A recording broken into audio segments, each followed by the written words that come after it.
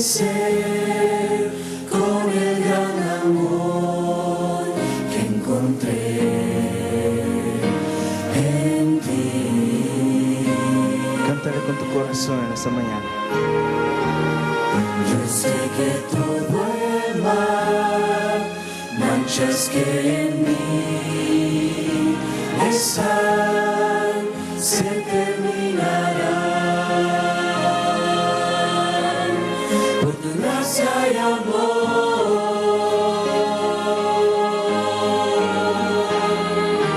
Ven, Jesús, llévame en tus brazos.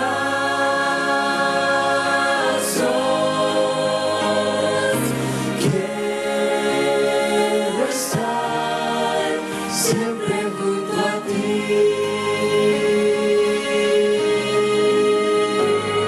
Y así volar tan alto como un ave, pues quiero recibir tu espíritu en mí, por tu gracia y amor.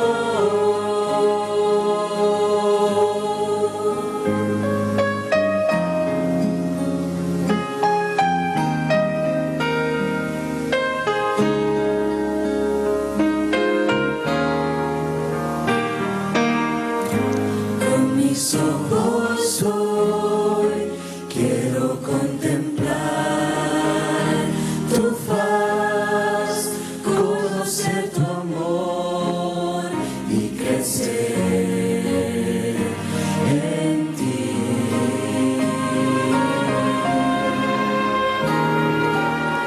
Renueva mi pensar, enséñame de tu verdad cada día más, por tu gracia y amor.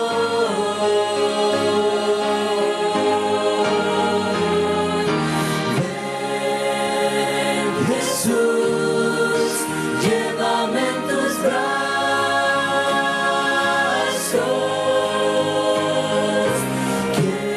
Quiero estar siempre junto a ti.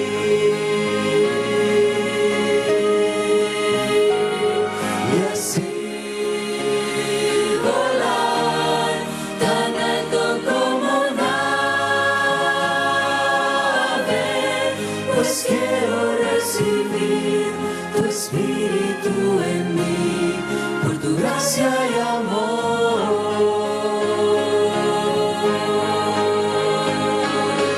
Ven, Jesús, llévame en tus brazos.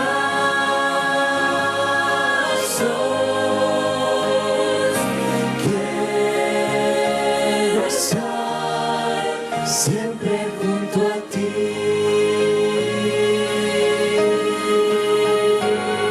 Y así volar tan alto como un ave, pues quiero recibir tu espíritu en mí, por tu gracia y amor. Pues quiero recibir tu espíritu en mí, por tu gracia y amor.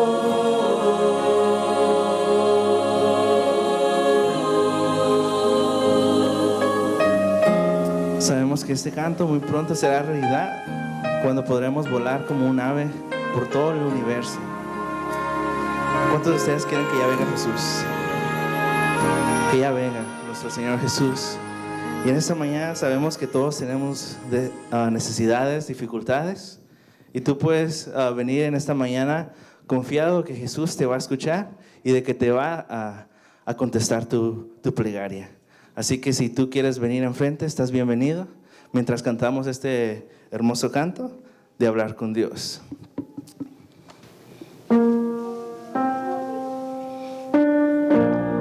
Qué privilegio tenemos nosotros de poder hablar con el Omnipotente.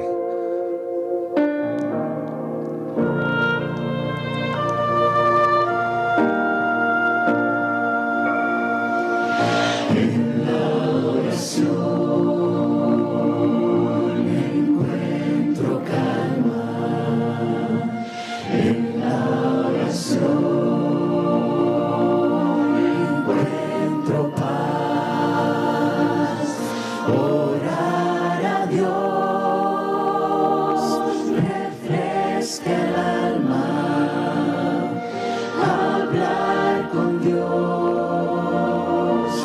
me da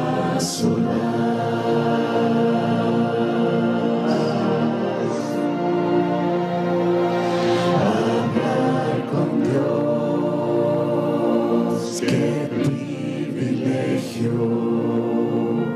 abrir mi alma al Creador, sentir que el cielo está abierto y oír la voz del Salvador. Grande es nuestro Dios. Grande es nuestro Dios y las obras de su amor y su poder es infinito. Me perdonó mi Salvador.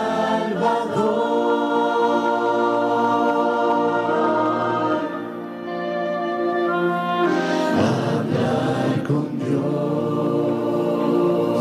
yo necesito, me da las ganas de vivir la vida en él tiene sentido, pues sé que me puede oír. Cántalo fuerte. Grande es nuestro Dios y las obras de su amor y su poder es infinito. Me perdonó mi Salvador. Grande es nuestro Dios y las obras de su amor y su poder es infinito. Me perdonó mi Salvador.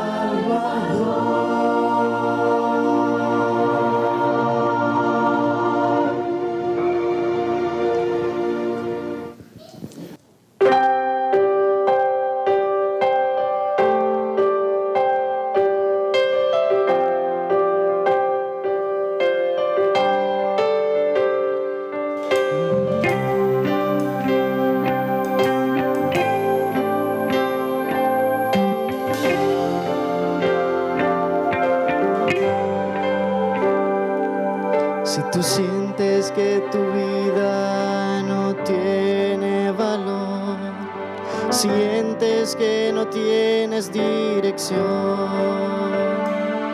si no entiendes lo que pasa y el sol no da su esplendor, dile a Jesús así: enséñame a vivir cada día, a depender de ti cada mañana, que cada momento que paso en esta tierra yo esté en tu amor, mi Salvador.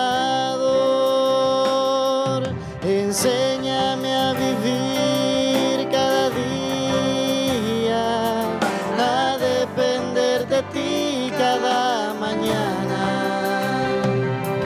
que cada momento que paso en esta tierra yo esté en tu amor, mi Salvador.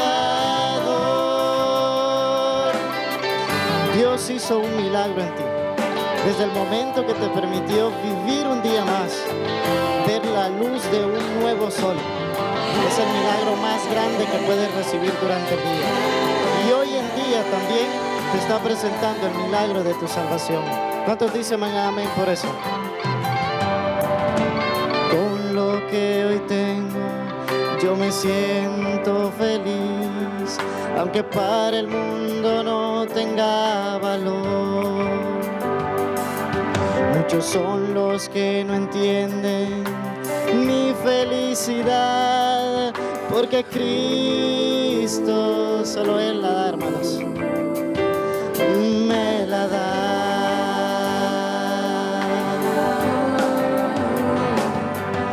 Enséñame a vivir cada día, a depender de ti cada mañana, que cada momento que paso en esta tierra yo esté en tu amor, mi Salvador.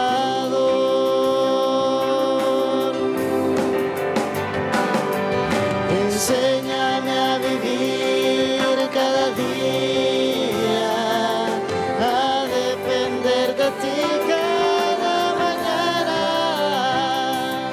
que cada momento que paso en esta tierra yo esté en tu amor, mi Salvador.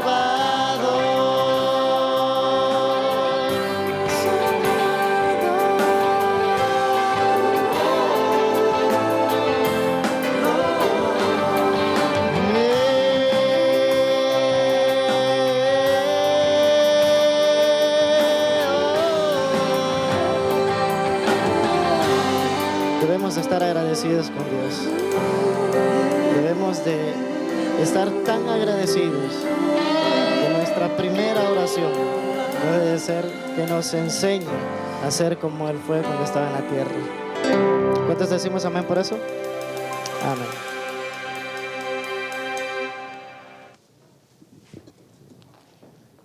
Padre bendito, te agradecemos porque nos das la oportunidad en esta mañana de presentar la palabra. Padre, que sea solo de ti, que venga de ti. Yo solamente quiero ser un instrumento nada más, pero que seas tú el que nos hables a todos los que estamos aquí. Que este mensaje sea para nuestra edificación, sea para tu honra y tu gloria. Lo pedimos en el nombre de Jesús. Amén. Amén. Bueno, un título singular del tema. El título del tema es ¿y el de las algarrobas qué? No sé si han oído hablar de las algarrobas. Pero, hermanos, el título de este tema se basa en una parábola muy conocida por todos. Y hemos oído hablar de estos personajes todo el tiempo, pero ¿y el de las algarrobas qué? ¿Por qué no hablamos del de las algarrobas también? ¿Saben que en esa parábola, famosa parábola del hijo pródigo, se mencionan 5 personajes, pero realmente se habla de 4? Pero hoy vamos a hablar del quinto, que no se menciona. Cuando Cristo dio esta parábola, la dio por una sencilla razón. Había algo detrás de todo esto. Dice en Lucas capítulo 15, el versículo 1, de que los publicanos y los pecadores, subrayense, ¿quiénes? Publicanos y pecadores se acercaron a Jesús para oírlo. Cuando los fariseos vieron y los escribas vieron que publicanos y pecadores se acercaban a Jesús, ellos comenzaron a murmurar. ¿Y qué murmuraban? ¿Qué es murmurar? ¿Es decir algo así duro o así por debajito? Por debajito. Murmuraban. Ni se les escuchaba lo que decían. Entre dientes decían, este recibe a los pecadores y con ellos come. Y saben que a partir de ese comentario Jesucristo contó 5 parábolas. La parábola de la oveja perdida, la parábola del dracma perdida, la parábola del hijo perdido, y contó la parábola del mayordomo infiel. 4 parábolas, 4, no 5, 4. Y todas tenían que ver con el mismo tema. Tenían que ver con el comentario que hicieron los fariseos y los escribas, que acusaban a Cristo de juntarse ¿con quién? Con pecadores. Bien, en la parábola del hijo pródigo, que nos la sabemos al derecho y al revés, hay 5 personajes, no 4. Hay 5 personajes y cada personaje tiene una actitud distinta. Tiene una actitud distinta. Y en algún momento podemos reflejarnos en cualquiera de las 5, porque todos podemos tener un poquito de algo, ¿o no? Todos podemos en algún momento en la vida tener un poquito de, aunque sea alguito de esto. ¿Cuáles son las 5 actitudes? Vamos a tomar el primero, el más conocido de todos, el hijo menor. Este es el personaje, vamos a decirnos, los personajes principales de la historia. El otro personaje muy importante es el hijo mayor. El tercer personaje son los amigos del hijo pródigo. El cuarto personaje, el más importante, el padre. Y el quinto personaje, y el de las algarrobas. Por eso el tema a veces titula, ¿y el de las algarrobas qué? ¿Qué pasa que no se habla del de las algarrobas? Interesante, tal vez tú nunca lo habías pensado. Yo nunca lo había pensado, hasta que el Señor me hizo caer en cuenta, bueno, ¿y qué pasa con el de las algarrobas? ¿Por qué no hablas un poquito del de las algarrobas? Empecemos por el hijo menor. Ese es el más fácil, del que más se habla. Y se conoce por esa frase tan triste cuando le dice su padre en Lucas 15, el versículo 12, Padre, dame la parte, subráyenla, de los bienes que me corresponde. Que le corresponde. ¿Quién dijo que le corresponde? Pero el hijo menor se creía con derechos, solo porque tenía un papá. Dice, yo tengo derechos porque él es mi papá y tiene derechos. Entonces, Lucas capítulo 15, el versículo 12, él dijo, Padre, dame la parte de los bienes que me corresponde.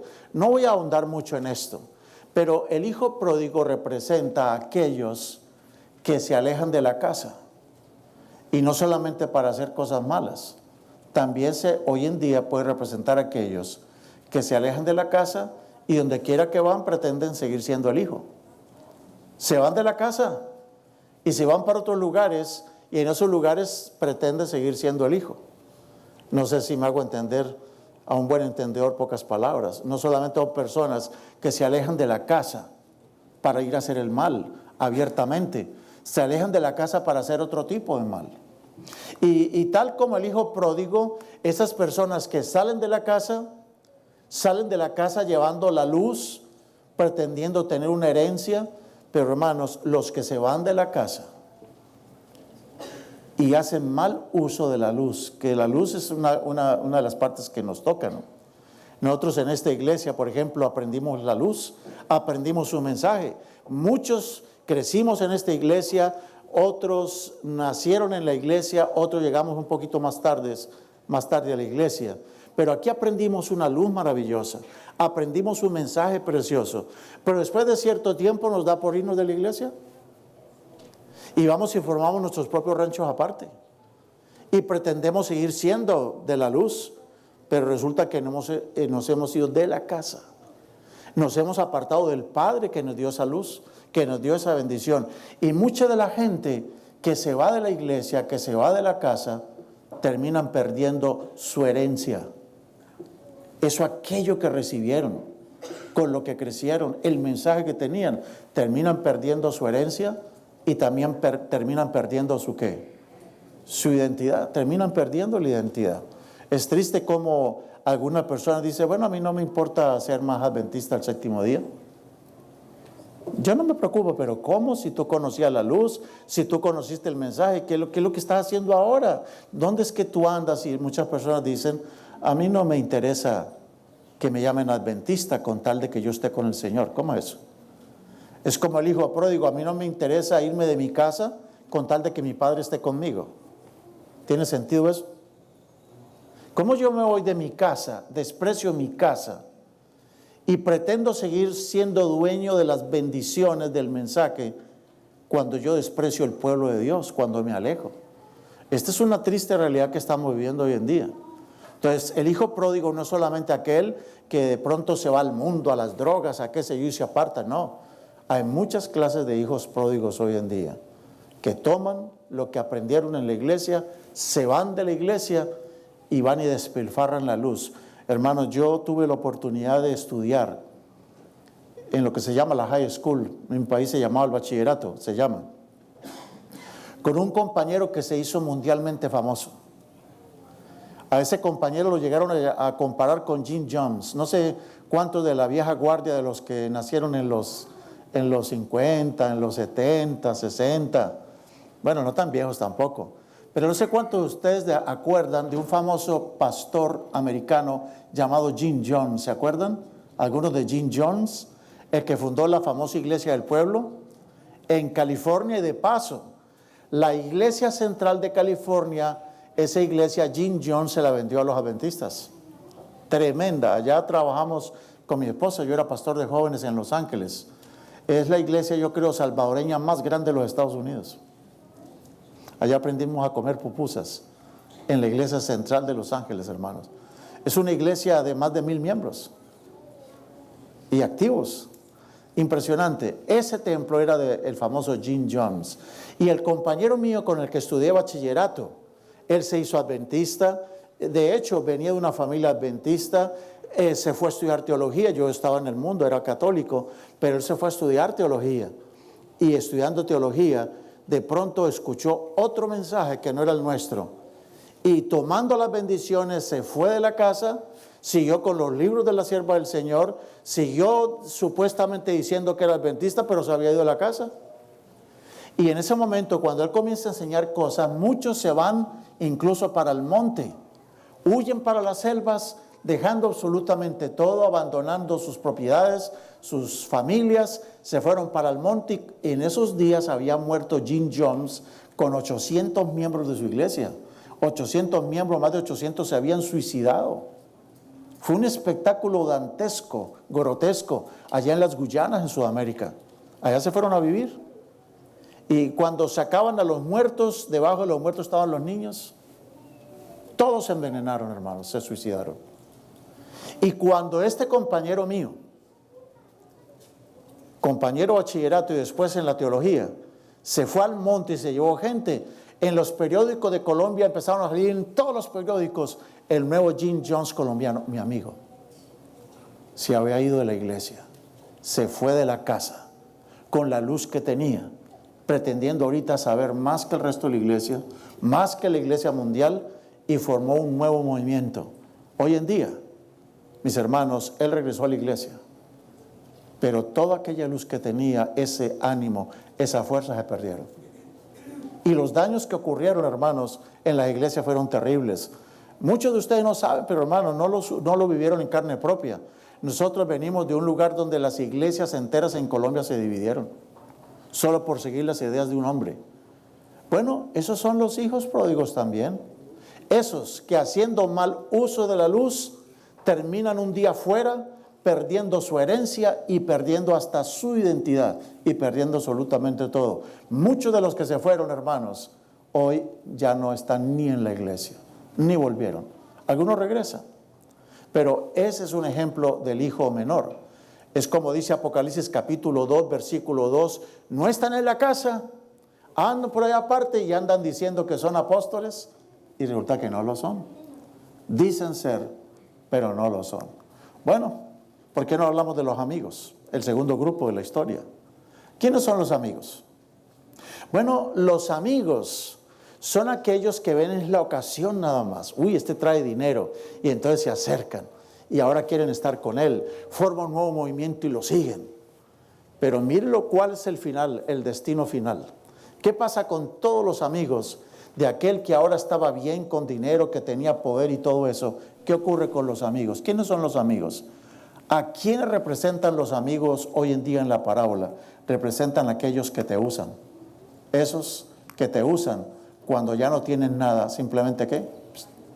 Se van. Representan a los que te manipulan. Y mientras te puedan manipular, están contigo. Pero cuando ya no te necesiten, simplemente ¿qué? Ellos se esfuman. Ellos se van. Bueno, también dentro del grupo de los amigos están los que se aprovechan de ti. Se aprovechan porque te ven con poder, te ven con algo, entonces se aprovechan de ti, pero realmente no te aman a ti, no tienen interés. Están los que te adulan, todo el tiempo te andan cepillando el saco. Los que te adulan, solamente porque estás en el poder. Pero pierde tú el poder y ni te vuelven a tener en cuenta siquiera. Desaparecen de tu vida los que te adulan. Simplemente los amigos son aquellos que en el momento en que tú más lo necesitabas, ¿qué? Te dejaron solo. No sé cuántos de aquí experimentan la soledad.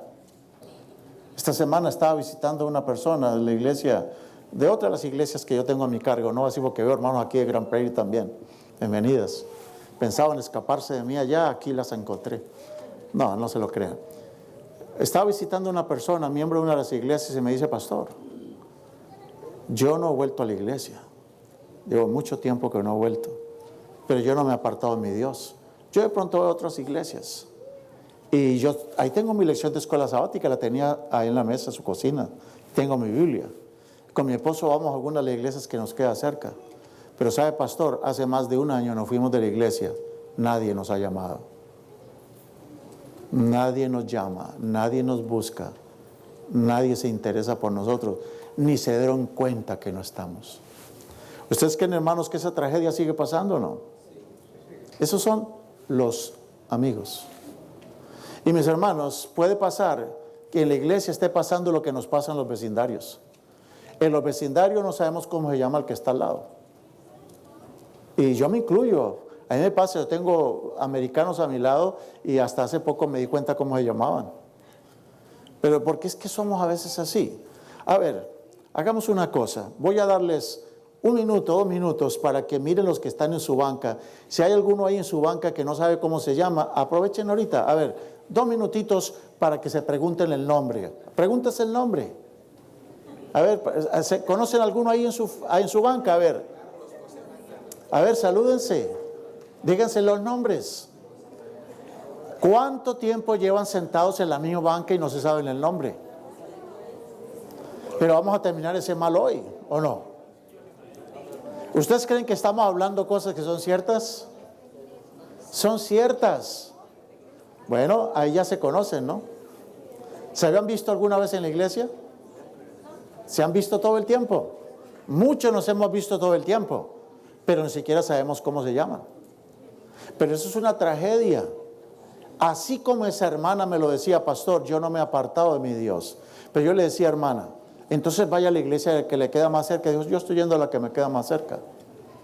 Porque acuérdese lo que le dice la Biblia. Le dije yo: no dejen de congregarse como algunos tienen por costumbre. Pero lo que la hermana me decía esta semana, para mí es una tragedia. Es una tragedia que nosotros sepamos de alguien que estuvo y ya ni siquiera sabemos dónde está y ni siquiera nos acordamos del nombre. Es una tragedia. Y estuvo con nosotros sentados en el mismo edificio 1 año, 2 años, 3 años, pero no nos interesamos. Hermanos, este es el gran problema. En la iglesia muchos nos sentimos ¿qué? Solos. Solos. ¿Dónde están los amigos? Mientras tú tienes poder, tienes amigos. Mientras ocupas un cargo prominente, tienes amigos. Pero pierdes el cargo, pierdes la gracia y no se vuelven a acordar de ti. Es triste, hermanos. Esos son los amigos. Y yo creo que todos los que estamos aquí, alguito de amigos tenemos, ¿no? Porque yo puedo confesar también. Hay casos de personas que están en mi iglesia y yo tengo que preguntarle: hermana, ¿me recuerda su nombre? Yo sé que se llama la hermana Contreras, pero tengo que preguntarle: Magdalena, ok. Y Oscar, ahí está Oscar.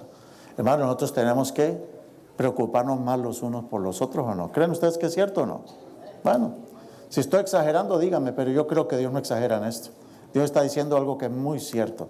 Ahora, por eso es que la Escritura dice, hablando para aquellos que están en la causa de Dios, y se lo decía a la hermana, no te fijes en los hombres, no te fijes en las personas. Me decía: yo sé que no me debo fijar en las personas, pero pastor, me duele. Ok, ¿cómo vamos a hacer? Uno no se fija en la gente, no debería fijarse en la gente, uno debería fijarse en Cristo Jesús, pero duele porque duele, claro que duele. Y aquí estamos todavía en la iglesia. Aunque no me llamen, estamos en la iglesia. Aunque no me tengan en cuenta, estoy en la iglesia, ¿o no? ¿Es el sentido de los que estamos aquí o no?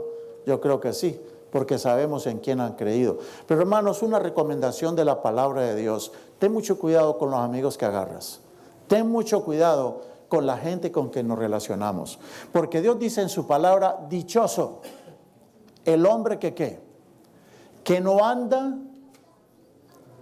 en el consejo de los malos. ¿Quiénes pueden ser los malos? Alguien que se te acerca y te dice: oiga, ¿y tú todavía vas a esa iglesia? ¿Y tú todavía tal cosa? No, hombre, yo ya me salí, yo ya no estoy allí, porque ahora donde yo estoy sí hay amor. Y te empiezan a envolver el oído, ¿no? Bienaventurado, dichoso el hombre que no anda en el consejo de ¿quiénes? De los malos. Tampoco se detiene en el camino de los pecadores.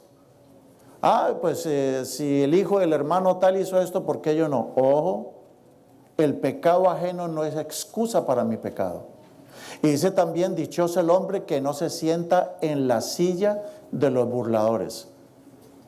Usted va a encontrarse miembros que eran de nuestra iglesia que se andan burlando de nosotros, ¿o no? Que no quieren saber de la iglesia y se burlan. Yo era un tonto cuando estaba allí, yo no sé qué me pasó. Ojo, dichoso el hombre que no anda en el consejo de los malos, ni se detiene en el camino de los pecadores, ni en la silla de los burladores se sienta. Eso dice las Sagradas Escrituras. Pero hablemos del otro personaje súper famoso: el hermano mayor. El hermano mayor tiene cosas muy buenas, ¿o no? El hermano mayor tiene cosas muy buenas, como de que nunca se ha apartado de la iglesia. Nunca, siempre ha estado en la iglesia, siempre. El hermano mayor, cuando supo que su papá trató de esa manera a ese hijo perdido, ¿se enojó o no se enojó? A veces los hijos mayores nos dan celos de cómo tratamos al hijo, la ovejita negra.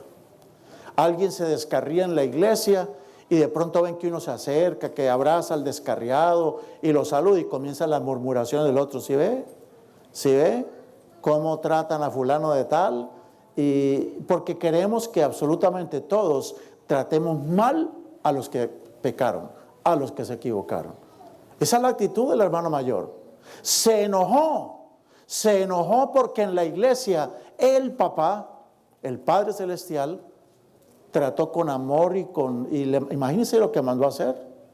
Le puso un anillo, le puso ropa nueva, le mató un becerro, mejor dicho, le hizo una recepción espectacular a ese hijo perdido. En cambio, los que estaban en la iglesia, que nunca se apartaron, nunca le hicieron una recepción así. Eso da como coraje, ¿no? Da envidia, dan celos. ¿Quién es el hermano mayor? El hermano mayor no se alegró porque el descarriado estaba viniendo. No se alegró. Él decía: uy, mientras mi hermano estaba aquí, la vida era una miserableza. Menos mal que se fue. Ahora se respira santidad en la casa. ¿Y cómo volvió otra vez? No. ¿Cómo lo irán a recibir? Hermanos, yo creo que todos tenemos alguito de hermano mayor. Todos, yo me incluyo. Todos tenemos algo de hermano mayor. Se enojó y no quería entrar. No quería entrar. Terrible, ¿no? Y el papá tuvo que mandar a llamarlo. El papá lo mandó a llamar. Y mire lo que el muchacho le dice a su padre: Padre, hace tantos años que te sirvo, sin haberte desobedecido jamás. Nunca me has dado ni un cabrito para gozarme con mis amigos. Nunca. Nunca, padre. Dígame, ¿lo que está diciendo el muchacho es cierto? Sí. ¿Todo el tiempo ha servido o no? Siempre ha servido. Es el tipo de miembro de iglesia con el que cuenta uno todo el tiempo. Es el miembro de iglesia que está ahí detrás del cañón. Es con el que se cuenta para todo. Siempre está, siempre apoya, siempre sale. Ahí está, aporta. Ese es el tipo de miembro. Es el tipo de miembro fiel. Nunca es infiel. Se ha mantenido derecho en las cosas de Dios. Pero en algún momento en su vida se siente mal porque de pronto le están dando mucha importancia a un descarriado que volvió. Y dice: ¿cómo? A ese descarriado ahora sí lo están tratando con tanta cosa y a mí nunca. Hermanos, dice Lucas 15:30, y ahora que vino tu hijo. Mire cómo está llamando al hermano. ¿Cómo lo llama? Tu hijo. O sea, ni siquiera dice mi hermano. tu hijo. Y ahora que ha venido tu hijo, que ha consumido tus bienes con rameras, ¿has matado para él el becerro grueso? Yo no puedo creer, papá, lo que tú has hecho. ¿Tiene razón el hermano mayor? ¿Sí o no? Humanamente pronto sí, pero espiritualmente no tenía razón. Porque ese siempre ha estado en la casa, ¿o no? Siempre ha tenido la bendición del padre. Toda la noche se acostó con la bendición de su papá. En cambio el otro no. Este muchacho era más bendecido que el hermano menor, porque siempre tuvo a su padre. Yo soy bendecido porque siempre Dios está conmigo. Pero ¿de cuándo aquí Dios es bendecido porque yo estoy siempre con Él? ¿O es que Dios ahora me tiene que dar premios a mí, reconocimientos, porque siempre he estado con Él? ¿Qué es lo que más importa? ¿Que Él esté conmigo o que yo esté con Él? Lo que está diciendo el hijo, créanme que yo me identifico un poco con el hijo mayor. Él tiene sus razones. Él tiene sus razones. Y algo de hermano mayor tenemos todos. Yo tengo algo de hermano mayor. Pero mis hermanos, en esta mañana el Señor nos quiere hacer un llamado muy especial. El Señor dice, esos celos que tú tienes realmente no son celos para conmigo, son celos propios. Mucho del celo que nosotros mostramos en la iglesia realmente no es celo propio, no es celo de Dios, de pronto es celo propio. ¿Es bueno sentir celo por las cosas de Dios o no? Claro, celo por las cosas de Dios, pero tenemos que ser cuidadosos y saber distinguir cuándo es celo por Dios y cuándo es celo propio. Este hermano mayor, a pesar de que nunca se fue de la iglesia, tenía sed de reconocimiento. Reconózcanme. No lo decía abiertamente, pero se lo dijo finalmente a su papá. ¿Cómo se atrevió a decirle a su papá eso en su cara? Es como decirle yo a Dios ahora, Señor, llevo 30 y pico de años sirviéndote como pastor, 30 y pico años como pastor. ¿Cómo es que pasa esto en mi familia? ¿Cómo esto le puede pasar a mi hija? ¿No cree, Señor, que merezco un poquito? No, pero ¿por qué le voy a hablar yo así a Dios? Nosotros démonos por bien servidos de que Dios en su misericordia produzca en nosotros tanto el querer como el hacer. Es por su misericordia que estamos aquí todavía. Aquí no estamos porque yo sí que sé, yo sí que tengo poder. Mejor dicho, sin mí yo me hubiera ido de la iglesia. No, nosotros estamos aquí es por pura misericordia de Dios. Es solo la misericordia de Dios que ha impedido que yo caiga, que ha impedido que yo me aparte, hermanos. Pero este muchacho le reclamó a su propio padre en su propia cara, tantos años que te estoy sirviendo. ¿Cómo puedo yo reclamarle a Dios todos mis servicios para que Él me atienda mejor que ese hijo que desperdició todo con las rameras? Pero este muchacho tenía realmente un resentimiento, un gran resentimiento con su padre. Mis hermanos, y este hombre sufría de una enfermedad que se llama la meritocracia. ¿Qué es la meritocracia? La meritocracia es el reino de los méritos. Yo creo que por los méritos que yo tengo, ya soy el mérito. ¿O no? Como tengo méritos, ahora soy el mérito. Soy el que merezco. Y resulta, hermanos, que en la causa de Dios nadie merece, ¿o sí? ¿Algunos otros merecen? Bien lo decía el Señor en una parábola. Cuando ustedes hayan hecho lo que tenían que hacer, digan, siervos inútiles sois, porque lo que teníamos que haber hecho, eso hemos hecho. Yo no puedo reclamarle a mi Dios nada por mis méritos, porque no son mis méritos, es los méritos de Jesucristo, no. Son los méritos del Señor. El hijo mayor es un símbolo de los fariseos que criticaban a Jesús porque se estaba juntando con hijos pródigos. La ramera que le besaba los pies era una hija pródiga. Los publicanos eran hijos pródigos. Y Jesucristo dice, ustedes están como este fariseo que decía, Señor, te doy gracias que yo no soy como los demás hombres. Yo no soy un ladrón, yo no soy injusto, yo no soy un adúltero, ni siquiera soy como este publicano. ¿Por qué se sentía mejor el fariseo? Porque él no pecaba de la manera abierta que los otros pecaban. Ese es el problema. Cuando la gente peca de la manera como yo no peco, entonces yo estoy dispuesto a condenar a la gente. Pero hermanos, todos somos pecadores, todos. Algunos caen más de desgracia que otros. Algunos son más abiertos. Yo no sé quién es más sincero, el que peca abiertamente o el que peca secretamente. ¿Quién es más sincero con Dios? ¿Quién es más sincero? ¿El que peca abiertamente o el que peca encubiertamente? Pero entre nosotros los seres humanos, el que una persona sea un ladrón, ese ya lo condenamos y mejor dicho, terrible. Y llegó el ladrón, el que estuvo en la cárcel por ladrón y llegó aquí a la iglesia, ni se nos ocurra nombrarlo de tesorero de la iglesia. ¿O lo nombraríamos? Usted sabe que estuvo en la cárcel por ladrón. Y llegó ahora aquí a la iglesia y en la siguiente junta de iglesia lo nombramos asistente o tesorero de la iglesia. ¿A quién se atrevería a hacerlo? Solamente las locuras de Dios. ¿Quién se atrevería a poner a María Magdalena como maestra de adolescentes? ¿Solo las locuras de Cristo? Pero mis hermanos, todo esto lo estoy hablando ¿qué? Entre comillas. Estoy hablando entre comillas. ¿Cómo somos nosotros con los adúlteros? Somos duros, ¿no? Pero muchos de nosotros tenemos pecadillos por allí que no se notan tanto como el orgullo o la soberbia. Y créanme que el orgullo es tan peligroso, es tan malo como el adulterio. Y el orgullo fue lo que causó la caída de Lucifer, ¿o no? Es el pecado más grave que existe, el orgullo. Pero saben, hermanos, yo puedo ser orgulloso y estar en la iglesia muchos años, ¿o no? Yo puedo ser pastor y ser un orgulloso, don orgulloso.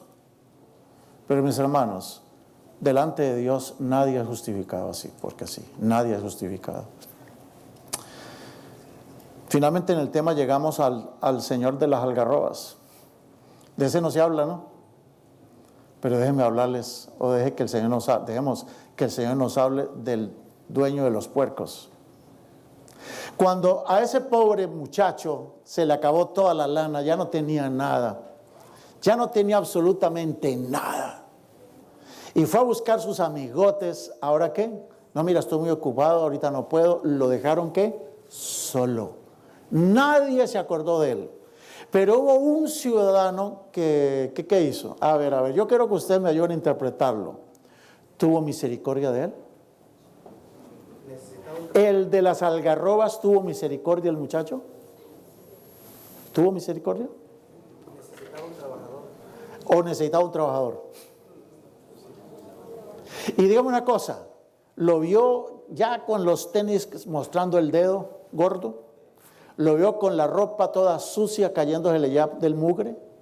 ¿Lo vio sin ya, parecía un hippie de los 60? ¿Lo vio todo mal?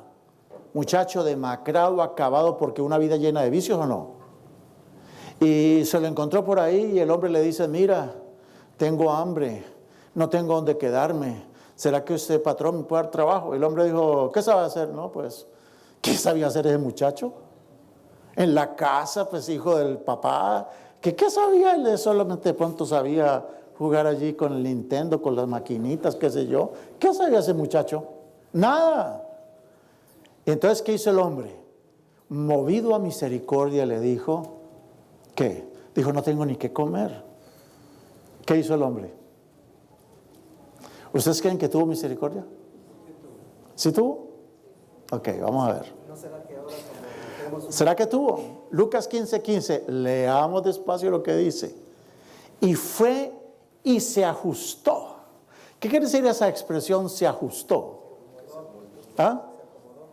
Él le dijo, ¿tú quieres ganar algo? ¿Quieres comer? Ok, listo, vente conmigo. ¿Y qué te voy a poner a hacer? Ni modo que te voy a poner aquí a cuidar la casa. Te vas con los puercos. Y no tengo ni qué comer. Dijo, pues trabájame y yo te voy a ver después de que yo vea cómo tú trabajas, entonces yo te pago. ¿Tuvo misericordia? ¿Cuándo comienza la misericordia? ¿Dónde hay misericordia realmente? Yo le puedo contar casos de hermanos.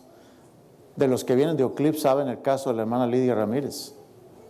De Oak Cliff. Casos de hermanos que llegaron allí. Lidia Ramírez, yo un día les conté la historia de ella. Una mujer que dañó su vida, abandonó a su marido, se fue detrás de los amantes. Esta hermana Irma conoce la historia de ella, hermana Irma Romero. Esa hermana llegó una noche de miércoles a la iglesia pidiendo que oráramos por ella nada más, que tuviera misericordia, que no tenía dónde quedarse. Y cuando uno mira la historia de ella, es una mujer que se fue detrás de los amantes, se prostituyó, hicieron con ella cosas horrendas que no van a entrar en detalles, no tiene caso. Pero yo no olvidaré esa noche que una familia de la iglesia, que tiene un grupo pequeño en su casa, por casi 12 años todavía se ata el grupo, le dijeron a Lidia, no te preocupes, ¿no tienes dónde quedarte? No. ¿Tienes trabajo? No. Te vienes para mi casa. Se la llevaron para la casa los hermanos. La sostuvieron, la alimentaron, le consiguieron trabajo y cuando ya la vieron que se podía, entonces ella se independizó. Ella murió finalmente de un cáncer. Ella me autorizó a contar la historia, por eso la cuento. Mis hermanos, ¿ustedes creen que el de las algarrobas tuvo misericordia realmente? Es como los que están en la esquina, que uno les da a comer o dinero. Sí, tuvo una misericordia, pero solo lo esencial. Pero es que Dios no quiere que seamos solo de lo esencial. ¿Cómo es posible que dice las Sagradas Escrituras? Ok, lo mandó a comer no lo mandó. No lo llevó a IHOP, no lo llevó a ningún lado a comerse algo. No, ni siquiera un McDonald's. Le dijo, ok, está bien, te voy a dar trabajo.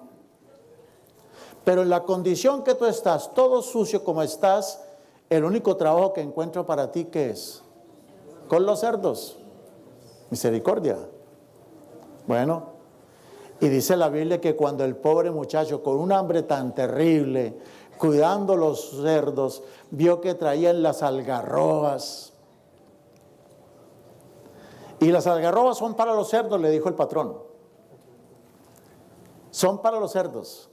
Dice las Sagradas Escrituras que el muchacho deseaba llenar su estómago de las algarrobas que comían los cerdos, pero nadie se las daba.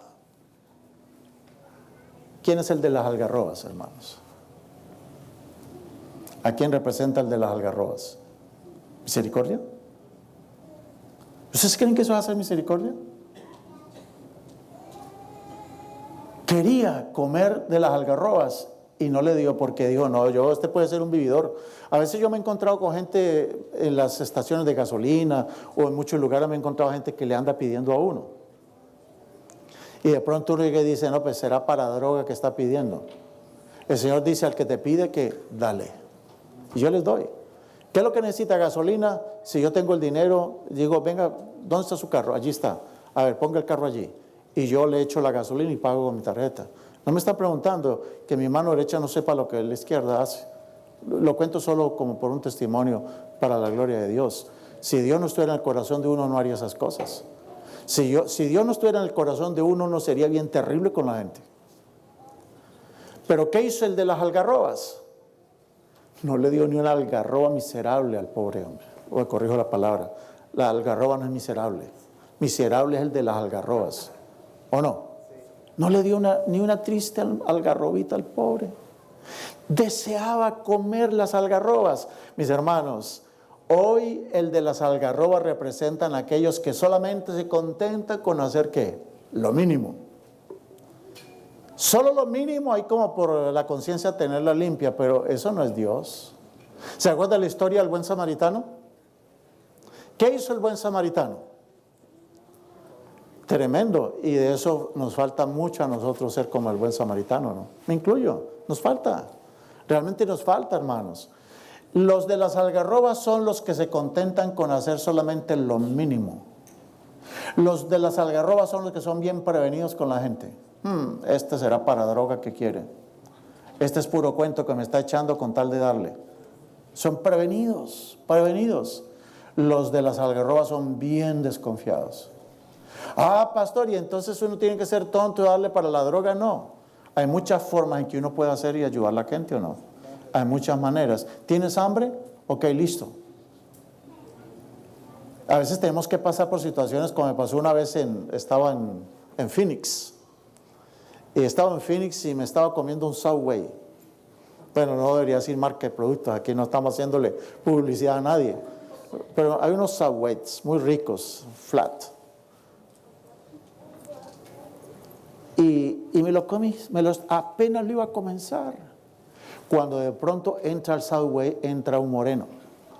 Y se me sienta al lado y me dice, yo quiero. ¿Le quieres? Ok. Y le pasé el sándwich. Y el hombre llegó con la mano, levantó un poquito a ver qué era lo que tenía adentro. Y luego dijo, no me gusta. Y me lo regresó. Y hermano, ¿cómo se siente uno? Le dije, usted me pidió que se lo quería comer, agárrelo. Y lo agarró y lo echó a la basura. Entonces, ¿qué? La próxima vez que me pidan de mi Subway, no les voy a dar. Dios puede proveer para otro mejor, para otro Subway mejor, o mejor los sándwiches de mi esposa. Pero claro, estaba en Phoenix, hermanos. Pero hay gente que por naturaleza es desconfiada. Hermanos, Dios no nos ha pedido que seamos por naturaleza desconfiados, sino que seamos por naturaleza cristianos. Eso es lo que Dios nos está pidiendo. Dice Mateo 24:12, que por el aumento de la maldad, el amor de la mayoría. ¿Quién es la mayoría? ¿Los cristianos? ¿A los cristianos se les enfría el amor? No puede ser. El cristiano sigue siendo cristiano, no importan las circunstancias, no importa lo que sea, sigue amando, ¿ok? Ese texto lo aplican muchos como una excusa para no ayudar a la gente. Pero ese texto no es usado para los auténticos cristianos, sino para aquellos que son como el de las algarrobas. Se limitan solamente ¿a qué? A lo mínimo. Pero bien, yo quiero ir terminando preguntando, ¿qué fue lo que hizo a ese muchacho volver a su papá? ¿Qué lo hizo volver a su padre?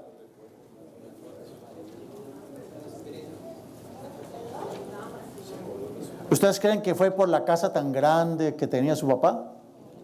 Allá sobraba la comida, aquí yo quiero comérmelo de las algarrobas. ¿Ustedes qué creen que fue lo que hizo el muchacho volver a su padre? ¿Qué fue? ¿Ustedes creen que él volvió a la casa por causa de su hermano mayor?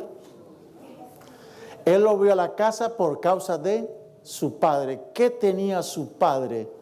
¿Qué es lo que lo hizo volver? ¿Qué es lo que debe tener la iglesia? ¿Qué es lo que hace que la gente quiera volver a la iglesia? ¿Qué es lo que tenía ese padre? Él dijo, me levantaré, iré a mi padre y le diré, Padre, he pecado contra el cielo y contra ti. Es el deseo de reconocer que me he equivocado lo que me hace volver a mi Dios. Y sé que mi Dios me acepta, me acoge, me recibe. Aunque venga inmundo, oliendo a cerdo, sucio, Él me recibe, ¿o no? Esa es la actitud del Padre. Dice la Escritura, me encantó esta parte del versículo, Lucas 15:20. ¿Qué hacía el viejo? Todos los días en la ventana. Y cuando aún estaba, ¿qué? Lejos. Y cuando aún estaba lejos, su padre lo vio venir. ¿Cuánto de nosotros estamos a veces tan lejos de Dios? Incluso estando en la iglesia. ¿Puede ser? ¿Podría yo estar lejos de mi Dios estando en la iglesia? Claro. Yo puedo estar muy lejos de mi Dios. Pero el Padre, cuando aún estaba lejos, su Padre, dice, lo vio venir. Mas Dios muestra su amor para con nosotros en que estando tan lejos todavía, aún siendo pecadores dentro de la misma iglesia, aún estamos, claro, con los pecados que son aceptables entre nosotros. Porque los que no son aceptables, eso los borramos y los echamos de la iglesia. Pero los pecados aceptables como el orgullo, la murmuración, la queja, la envidia, los celos y todo eso, eso no lo disciplinamos en la iglesia. Porque no son tan notorios, ¿o no? Pero hermanos, para el Señor todo pecado es ¿qué? Pecado. Y todo pecado es causa de muerte eterna. Dice la Biblia, siendo aún pecadores, Cristo murió por nosotros. Mis hermanos, dice Lucas 15:20 que su papá se enterneció. ¿Qué es lo que nosotros necesitamos tener, hermanos? ¿Qué es lo que necesitamos tener? Necesitamos más ternura. A veces somos muy duros, pero ¿qué es lo que necesitamos? Ternura. ¿Qué quiere decir la palabra ternura? ¿Qué es ternura? ¿Qué es ternura? ¿Ah? Suave, suavidad. Es lo contrario a dureza, tieso. El Padre se enterneció. ¿Y qué fue lo que hizo el Padre? Miren los verbos que utiliza acá. Corrió. El Padre corrió. ¿Cuántas veces nosotros corremos hacia la persona que está regresando maloliente a la iglesia? ¿Corremos hacia ellos? ¿Y qué más hizo el Padre? Se echó sobre su cuello. Fue el papá el que se echó sobre el cuello del hijo. Y ese no venía oliendo a pachulí, ¿no? No venía oliendo a, ¿cómo se llama? Ok, usted sabe la marca de los perfumes. Se echó sobre su cuello y lo besó. ¿Está notando 1, 2, 3, 4 verbos aquí? ¿Cuáles son los 4 verbos? El verbo enternecer, se enterneció. 1. Correr, 2. Echarse sobre el cuello, 3. Y besarlo, 4. Esas son las 4 cosas que hizo su padre. Y ese muchacho, cuando vio a su padre que venía corriendo, ¿cómo creen que el hijo se sintió? ¿Usted cree que le miraba la mano a ver si traía un garrote?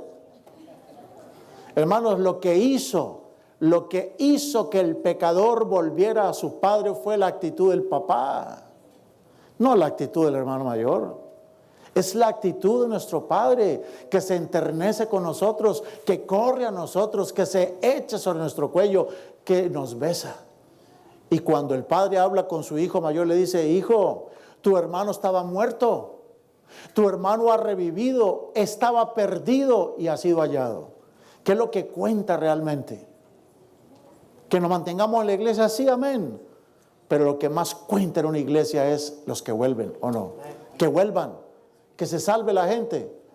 Por eso es que en Lucas 15:6 dice el Señor: alegraos conmigo, porque ya encontré mi oveja que se había perdido. ¿Qué hizo el Señor cuando encontró la oveja? ¿Dónde se la puso? Pero algunos de pronto se sienten celosos si ven que el pastor se pone la oveja en el cuello. Algunas ovejas. Yo creo que algunas de las ovejas, cuando vieron que venía el pastor: ¿qué haces ahí? Mírelo, ¿cómo está?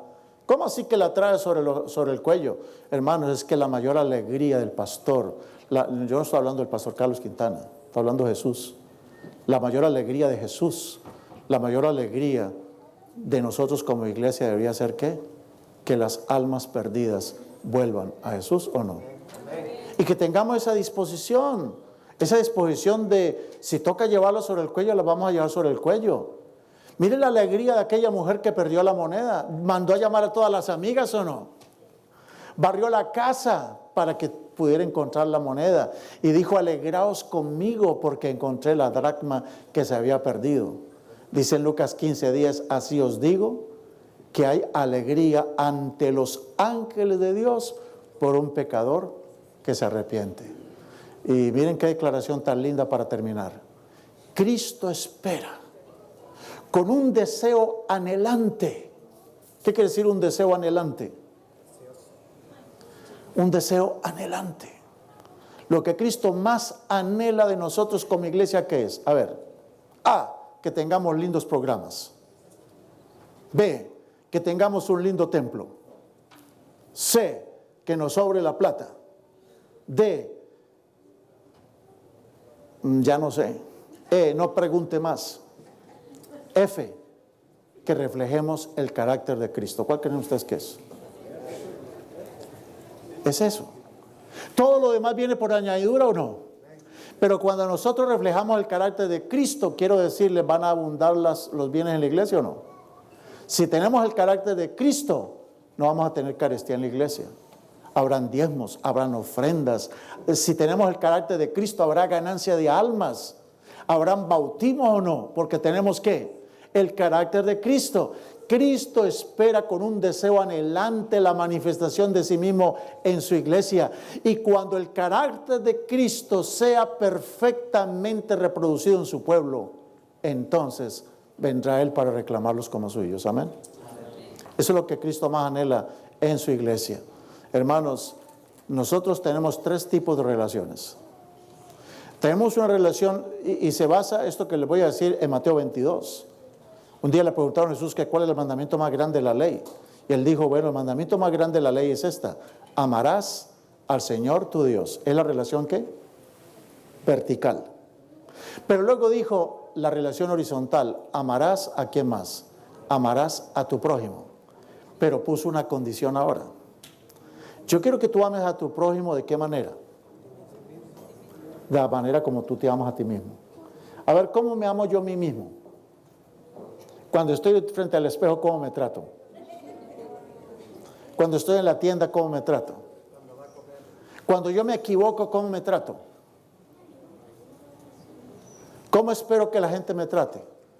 De la manera como yo trato a mi prójimo. Dice la Biblia, el mandamiento más grande es: amarás a tu Dios con todo tu corazón, con toda tu mente. Al único que se debe amar con todo el corazón, con toda la mente y con toda el alma es a Dios. Pero cuando dijo al prójimo, que es mi esposa, mis hijos, mis hermanos de la iglesia, Él no me dijo que los amarás con todo tu corazón, con toda tu mente, con toda tu alma. No, solo Dios se merece eso. Pero sí me dijo: ámalos como te amas a ti mismo. Entonces, si yo me cuido, ¿a quién debo cuidar? ¿A los míos o no? Correcto. Si yo me tengo misericordia, ¿por qué no la tengo entonces con los demás? Esa es la gran condición. Hermanos, Dios nos invita en esta hora para que tengamos una religión de puertas abiertas. O sea, una religión con olor a prójimo. Porque una religión solo con mi Dios y mis puertitas cerradas, cualquiera puede tener esa religión. Pero una religión donde uno se tiene que untar de prójimo, eso es distinto, hermanos. La religión verdadera y pura delante de Dios es cuando tú amas a Dios, pero tienes misericordia de los pobres, de las viudas, de los enfermos. Hermanos, el mundo se convencerá por lo que la iglesia viva y no por lo que se enseñe desde el púlpito. Hermanos, lo digo para la gloria del Señor. Yo podría de pronto decir que yo puedo traer gente a la iglesia de la radio de profecía y que hablo mucho de profecía. No soy yo, es Dios. Pero yo podría jactarme y decir, puedo traer a muchos pentecostales aquí evangélicos al Instituto Bíblico. ¿Y qué? Vinieron por los temas, pero no volvieron. ¿Por qué no volvieron? De pronto donde ellos están, los tratan mejor. O se sienten mejor. O qué sé yo. No, yo no sé. Pero hermanos, la gente va a llegar a la iglesia no por las profecías. Puede ser el mejor predicador del mundo, pero la gente va a creer por lo que la iglesia vive. Por lo que la iglesia vive. Los predicadores somos solo aves de paso. Podemos presentar temas muy lindos. Pero lo que hace que la gente se quede en la iglesia es el amor de los hermanos, el interés genuino de los hermanos por la gente, que se llaman, se preocupan, se invitan. ¿Qué te ocurrió? Aquí estoy, yo te ayudo. Calidad humana, hermanos, calidad humana. La iglesia no se va a convertir por las profecías ni por nada de eso, porque dice 1 Corintios 13:8, las profecías ¿qué? Terminarán, cesarán las lenguas, la ciencia tendrá su fin, pero el amor nunca se acaba. Yo quiero preguntar en esta hora, ¿cuántos de los que estamos aquí quisiéramos ser como el Padre? Amén. No como el de las algarrobas. Yo descubrí que yo tengo mucho como el tipo ese de las algarrobas. De pronto uno se contenta con hacer lo mínimo, pero Dios no quiere eso. Dios quiere que reflejemos el carácter ¿de quién? Del Padre, el carácter de Jesús. Yo pregunto, ¿cuántos aquí quisiéramos decirle, Señor, Señor, ayúdanos a reflejar tu carácter? Ayúdanos a ser como tú, Señor.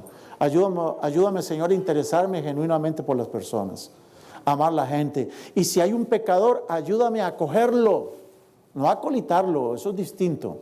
Pero ayúdame al pecador que abrazarlo, echarme sobre su cuello, como hizo el Padre o no, tendríamos mucho más gente en la iglesia que la que tenemos hoy en día. ¿Cuántos queremos decirle eso al Señor? Yo quiero ser el primero. Señor, ayúdame a tener tu carácter.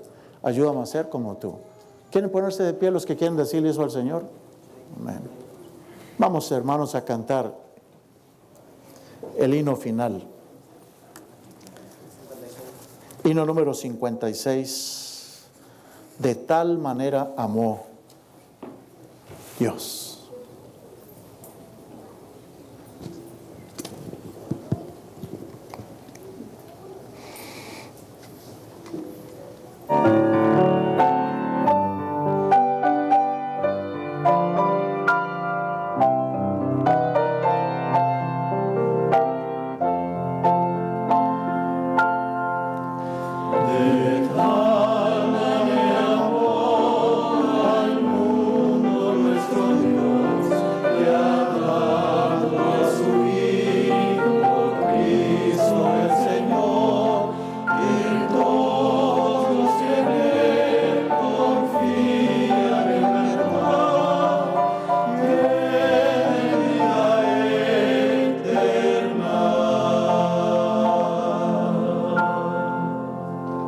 Oremos.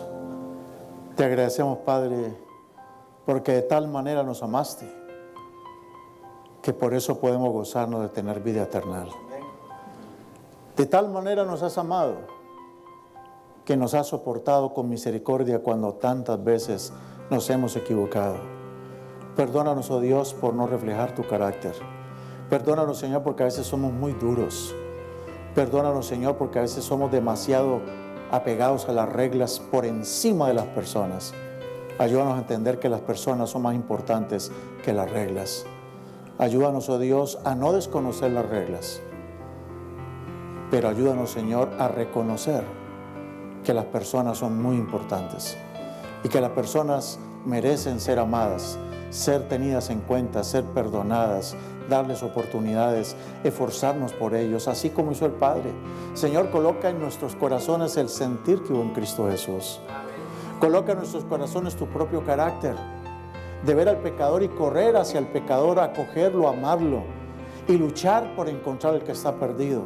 Ayúdanos, oh Dios, a ser sensibles, amorosos, tiernos, a tener ternura por la gente, a ser amistosos, a preocuparnos los unos por los otros, a amarnos los unos a los otros. Ayúdanos, en otras palabras, a reflejar tu carácter aquí en la tierra. Perdona, Padre, todos nuestros errores y fallas y ayúdanos a mantenernos firmes hasta el final, pero llenos de mucho amor y de mucha misericordia y paciencia.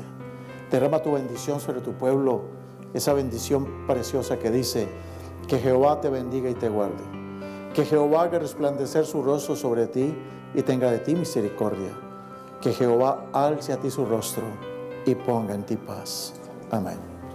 Amén. Siéntese, por favor.